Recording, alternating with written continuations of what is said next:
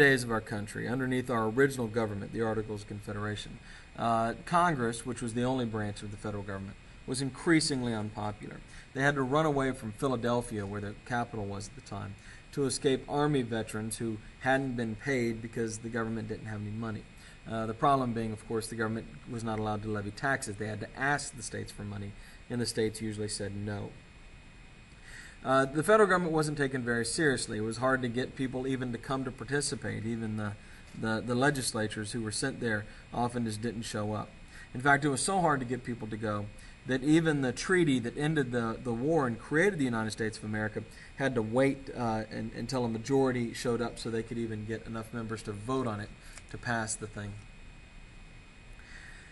The power was in the state governments, and the state governments were very, very, very responsive to regular people. And the wealthy and the powerful, the bankers and the large landowners and the owners of factories and large businesses, did not like this. And they demanded a stronger central government.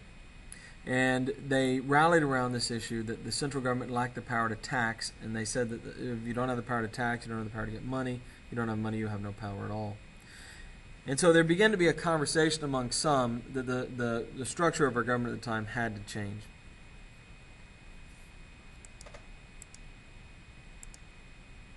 Now, the central figure here is Alexander Hamilton. He was one of the few people we call founding fathers who were not born in America. He was actually born in the West Indies. He did not have a father. I mean, he had a father, obviously, but his father did not claim him. And he grew up in poverty. He grew up having to work constantly to try to support him and his mother. But he was clearly brilliant. He worked as a shipping clerk in the Caribbean, and he would deal with all the people who would come and go to the port. And it was obvious that he was smarter than all the other people there. He was a great writer, and he wrote all the time. And he would get sent to America to pursue an education by a couple of wealthy men who were familiar with him down in the Caribbean. And when he came to America, he would go to King's College, which today is Columbia. And when the war breaks out, he sees the war as his chance to gain fame and fortune.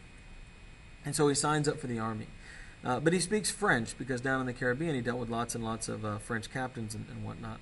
And so he becomes a vital part of George Washington's staff because, of course, the French are our allies, and Hamilton is about the only person Washington has who can fluently write and speak French. And so Hamilton is indispensable to Washington for this reason.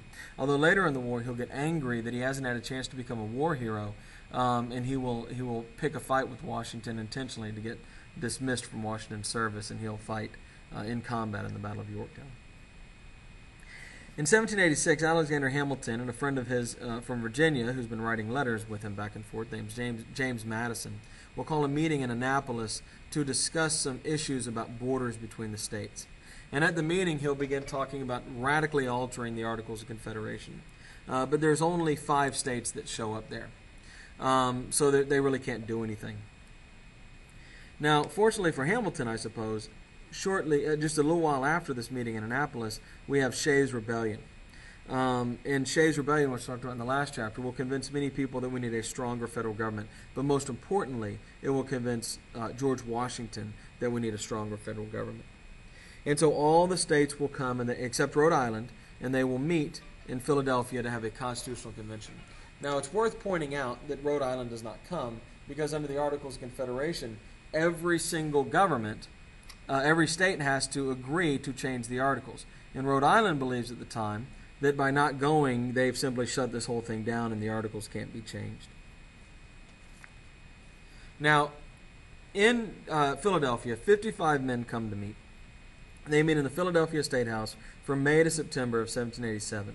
Now, oftentimes we call these people the Founding Fathers, but that term's a little bit tricky because there was actually 3 generations of Founding Fathers. There are the people who began the protest, the Samuel Adams, John Dickinson, Patrick Henrys.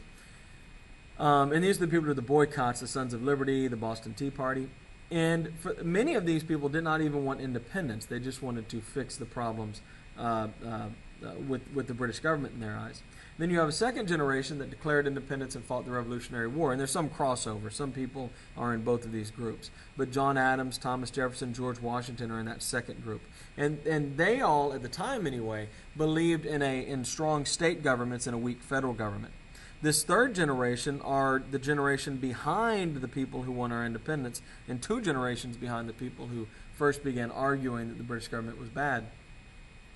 And in a lot of cases, what you need to understand is these three people talk about the Founding Fathers as if they're one group, and the Founding Fathers believed, and the Founding Fathers said this. Well, that's ridiculous. These are 3 distinctly different groups of people, although there are some individuals who cross over, like George Washington. And so the guys who wrote the Constitution, for example, did not have the blessing of Thomas Jefferson. John Adams wasn't involved, some of the key figures. And in many cases, Adams and Jefferson were very wary and unhappy about an increased role for the federal government. So please don't make the mistake of talking about the Founding Fathers as if they are a distinct group of people who all have one opinion, because that's not even close to true.